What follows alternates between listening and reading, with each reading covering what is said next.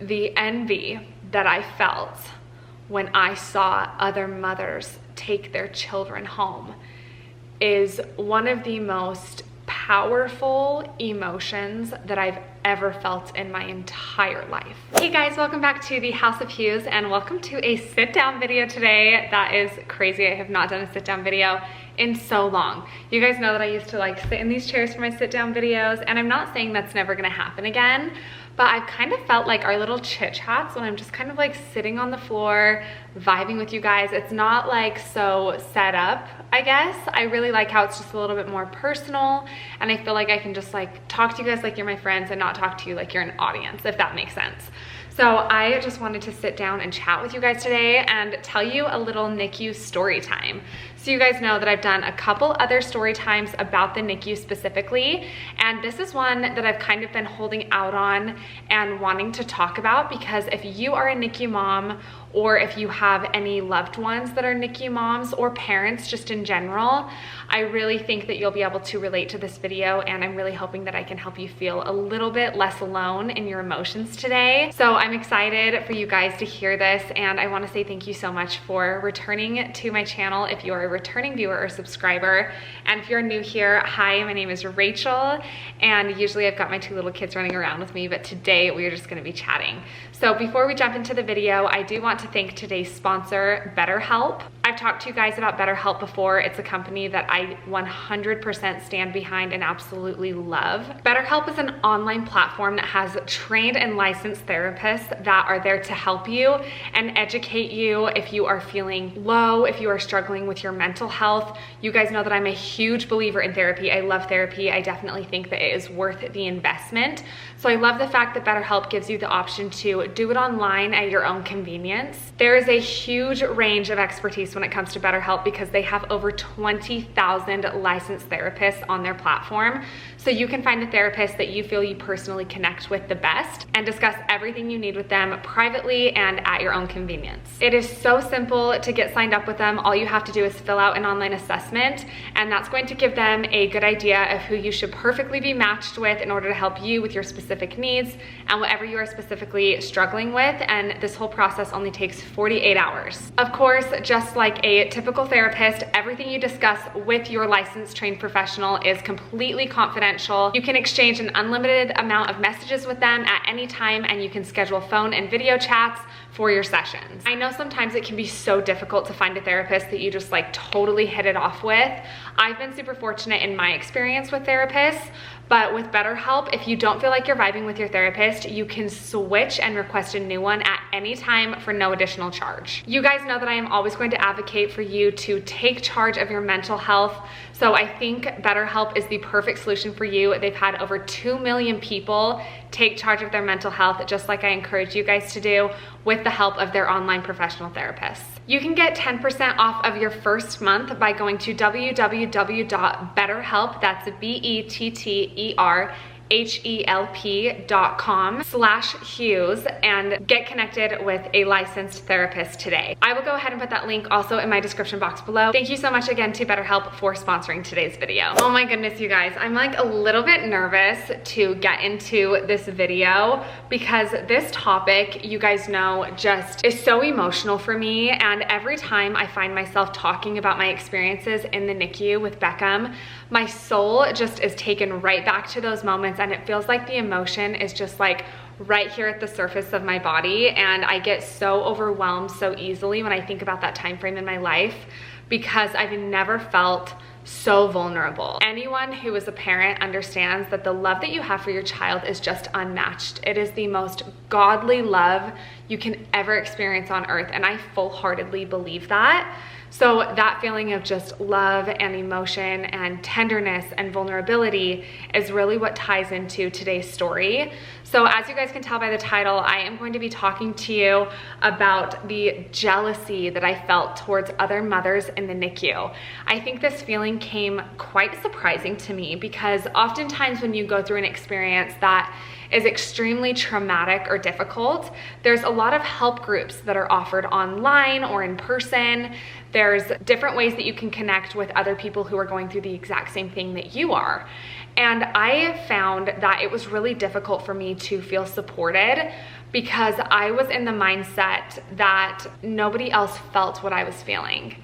Now, of course, reflecting on that experience, I know that that is not true. There were a ton of other mothers in the NICU that had very, very sick babies that were going through the exact same heartache.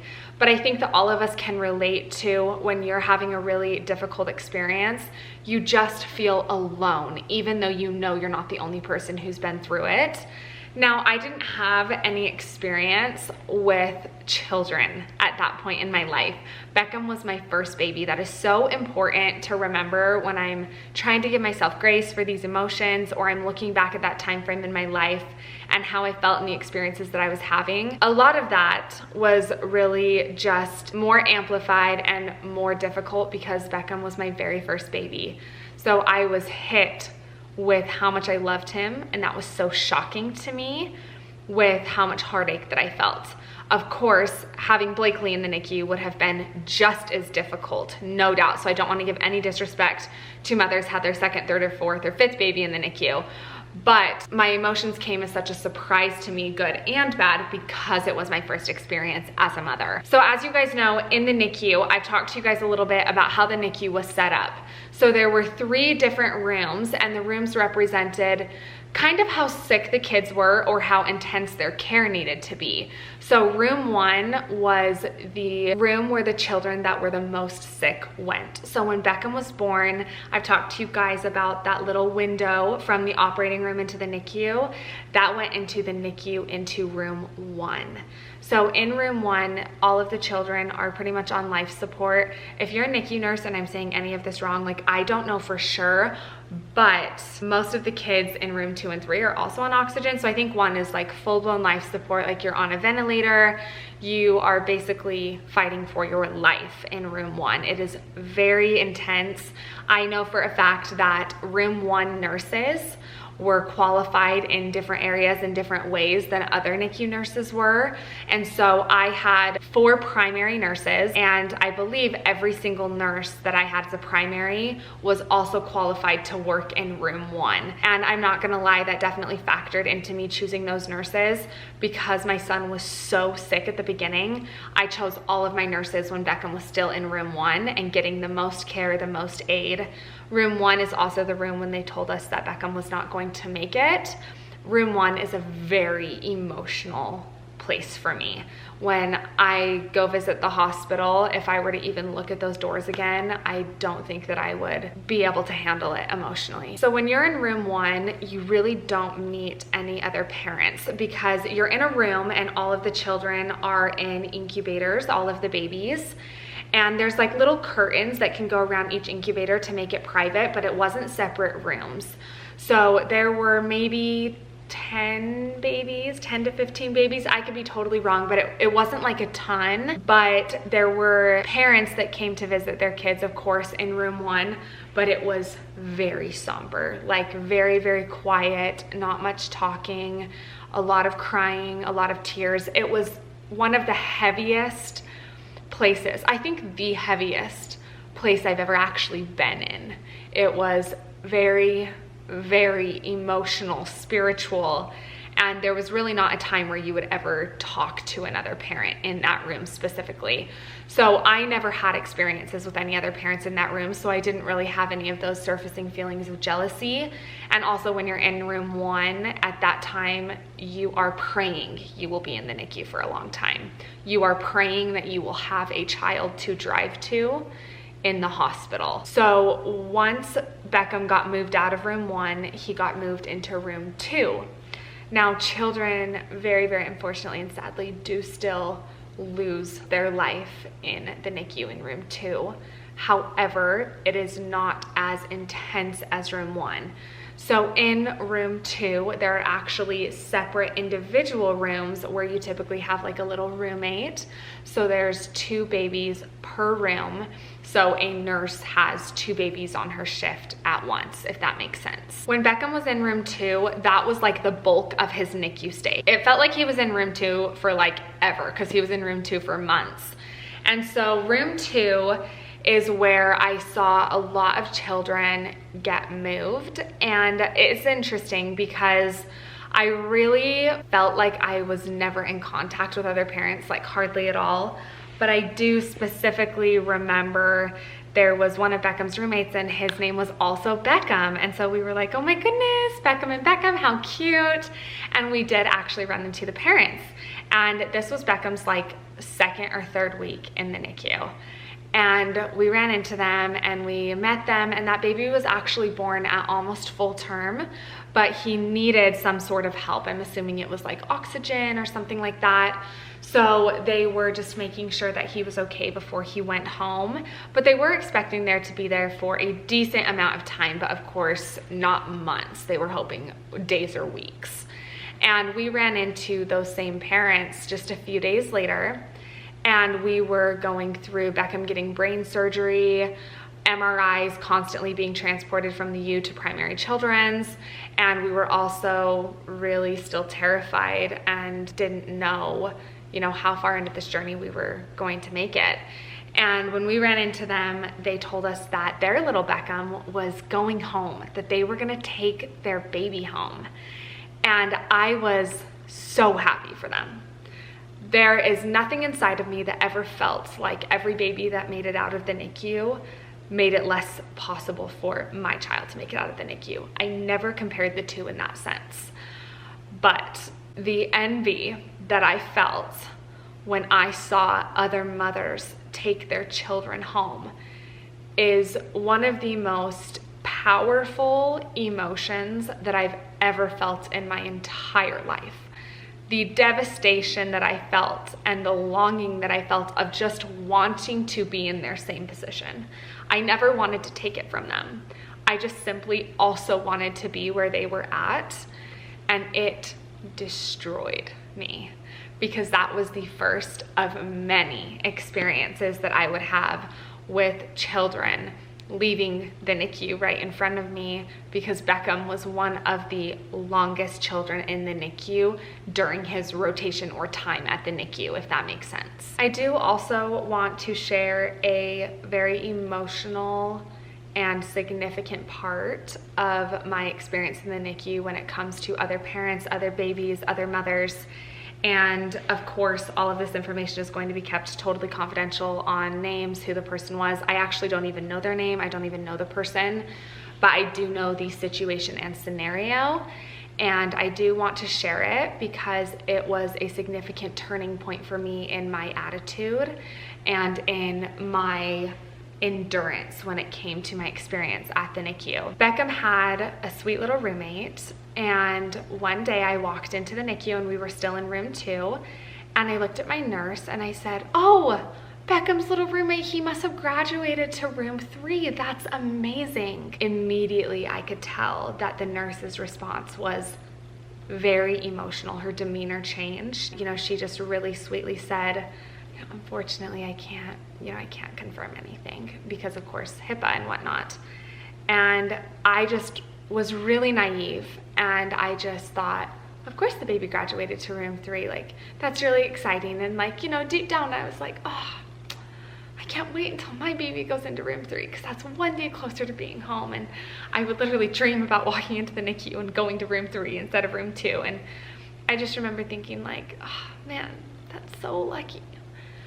And later in my NICU journey, I was talking to that same nurse, and we were talking about being a nurse in the NICU and just how incredible that line of work was, and just how grateful I was to have these nurses who could take care of Beckham when I couldn't. And a really emotional conversation came up of babies that don't make it out of the NICU and go back to heaven instead. And I asked her a very, very personal question, but we were close and it was appropriate to do so at the time, and I don't want to give all the context, but I asked her if she had ever been on shift when a baby had gone back to heaven and how that affected her. And she in a very roundabout, loving way let me know that it had very recently happened. And immediately I knew that it was Beckham's roommate, and she was actually on that shift because she was my child's primary nurse, meaning that every time she had a shift, she would be caring for Beckham. And I got really emotional and I said, I'm so sorry, like, you were on that shift because of me. And she didn't confirm or deny, but I knew, so I said that and took the risk of, you know, being wrong.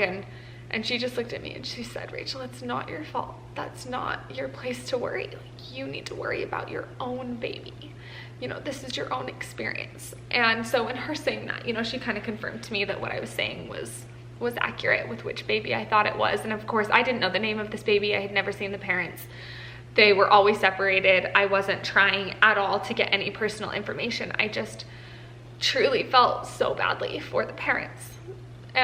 And her being on that shift and knowing how emotional that must have been for her. It was really interesting and a really good lesson for me to learn that when I was feeling those feelings of jealousy and envy and sadness when I did not know the situation, how blessed I really was.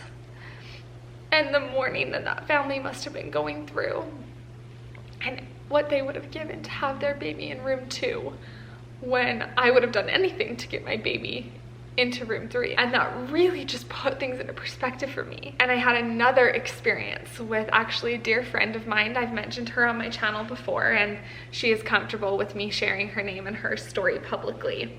But I had a friend named Amanda, and we actually connected over Instagram when Beckham was in the NICU. And she told me that she had this beautiful little boy who was born at 24 weeks and a couple days, I believe. And this sweet baby's name was Milo. And I want to share his name because I think he really deserves to be talked about. And Amanda was updating me and telling me about her journey, and we were talking about our kids. And I was just right at that brink of, I cannot drive to the NICU one more time and leave my baby there and say goodbye. It's unfair. I want my baby home with me. I was just really feeling sad for myself. And although that's totally valid, every mother who has a child in the NICU should feel sad for herself. I very sadly heard the news of Amanda's baby going back to heaven and not making it. And I fell to the floor when I heard that news. And I knew that there was a reason that God put her in my life. I was so grateful every second of every day from that point forward that I had a child to drive to for 4.5 months. Your perception of reality really can be changed when you look at different situations that people are in around you.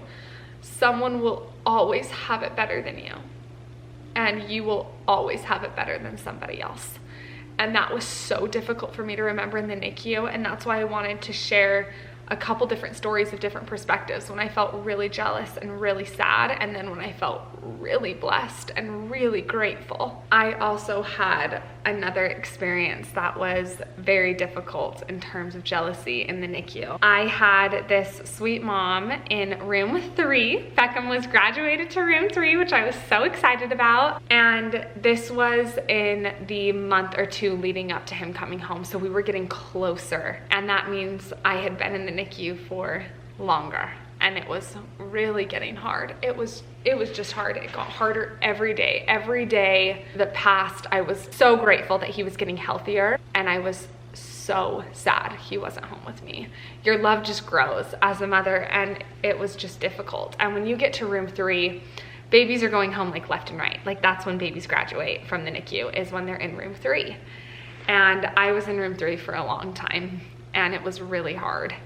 And I had this sweet mom who had triplets come into room 3, and that's why she was in the NICU, is because those sweet little babes were born at 32 weeks, I believe, and they were just learning how to eat and were on a little bit of oxygen. And I was sitting in my little area with Beckham right by his crib, and I had the curtain around me, and I was just holding him, and he had all of his wires and was hooked up to everything, was still on pretty high oxygen and still couldn't eat. and had an NG tube, and I knew that we were still weeks away from him coming home with us. I was just sitting there holding him, and I heard the mom of the triplets talking to the nurse. They were discussing one of the sweet little babies. I think it was 2 girls and 1 boy, but I can't quite remember. But they were talking about one of her little girls, and they were telling her how great of a night she had the night before, and that she had eaten well, and that she had gotten on low flow oxygen, which is oxygen that you can go home on. And they were discussing like the next steps, and the nurse said to her, we really just need 1 more day of her feeding properly, and then you can take her home. And that sweet mom just started bawling. She was so excited to take her little girl home. Of course she was. And I was behind that curtain, and I just let myself be so sad and so jealous. And I just broke, and I cried and cried and cried, and I called my dad, and I just said, it's so unfair. Why does everybody else get to take their baby home except for me? And I cried and cried and cried, and my dad reminded me that we knew at this point that I was gonna take my baby home. And a lot of mothers don't even get that. They don't get their baby after 4.5 months. They have to wait a lifetime to see their baby again. And that was a really good reminder that I needed. But it was so difficult to navigate those feelings of jealousy and emotion when I was seeing these other mothers have victories with their children. And again, I want to reiterate, it was never because I wanted to take those victories away from those mothers and those children, but I just wanted the same thing too. And if I could go back, I think that I would try harder to join support groups and reach out to other mothers who had children in the NICU, because I was a little bit too caught up in feeling alone. And I definitely give myself grace for that. I don't think I did anything actually wrong or incorrect at the time. I was just so sad, and I didn't know how to navigate these feelings of just the intense longing for my baby to be home with me. But if you are someone who is going through something traumatic, I would highly encourage that, one, you give yourself complete grace and know that all of these feelings that you're feeling are totally normal, and it's okay to be sad. It is okay to envy what other people are going through when you know that you're going to get there eventually, but you're not quite there yet. But it is also vital to remember that your life is also envied by somebody else, and that circle is continuous. It is so important to remember to be so grateful for what you have right in front of you. And I'm grateful for those little reminders that I had in the NICU, that I was so blessed, and I'm so grateful for that. I know that today's story time was kind of all over the place. I shared like 4 different stories with you guys inside of my one story time of just being jealous of moms in the NICU, but I really feel like it is so important in every aspect of motherhood to remember that you are not alone, and to reach out to those who go through similar experiences, and to remember that you are always going to envy someone else, and someone else is always going to envy you. I hope that you guys enjoyed a little chit chat. I love sitting and chatting with you guys, and you're just the best. You guys are the best community ever. And of course, before I close out today's video, I want to remind you to be brave like Beckham. I love you guys, and I will catch you in the next video. Bye.